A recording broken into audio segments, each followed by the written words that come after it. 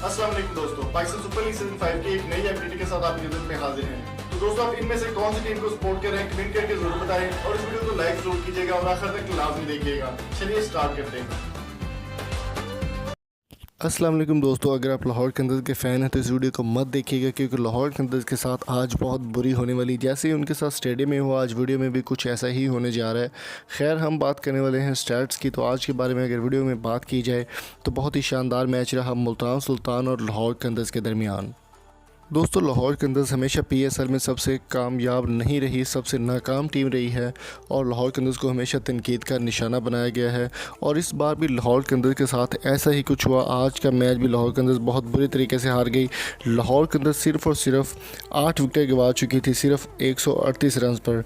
और ये बहुत बुरा शुरुआत थी लाहौर कंदर्स की। पीएसएल के पहले ही मैच में उन्होंने इतना बुरा टारगेट दिया जो कि मुल्तान सुल्तान के लिए कुछ भी नहीं था। और मुल्तान सुल्तान में सबसे बड़े और सबसे अहम खिलाड़ी शाहिद खान अफरीदी हैं, वो भी आज बहुत अच्छा परफॉर्म कर गए और शाहिद खान अफरीदी ने बहुत ही ज़बरदस्त मैच भी जितवाया मुल्तान सुल्तान को।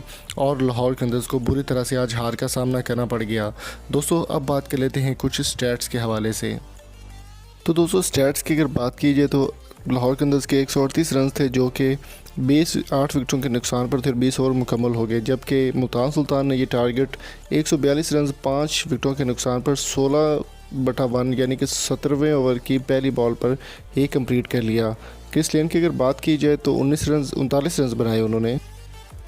उसके बाद वो मोइन अली की विकेट का निशाना बन गए। सुहेल अख्तर की बात की जाए तो 30 बॉल्स पर 34 रन बनाए।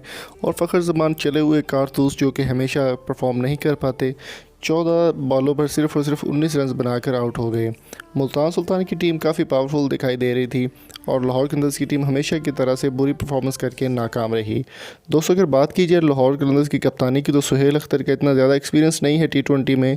और शान मसूद को काफ़ी ज़्यादा तनकीद का निशाना बनाया जा रहा था कि उनका T20 में एक्सपीरियंस नहीं, लेकिन शान मसूद की कप्तानी में बहुत ही ज़बरदस्त परफॉर्मेंस रही आज मुल्तान सुल्तान की। मैन ऑफ मैच की अगर बात की जाए तो इमरान ताहिर पाकिस्तानी नजाद प्लेयर हैं और वो मैन ऑफ द मैच रहे। इसके अलावा बहुत ही शानदार परफॉर्मेंस रही मुल्तान सुल्तान की।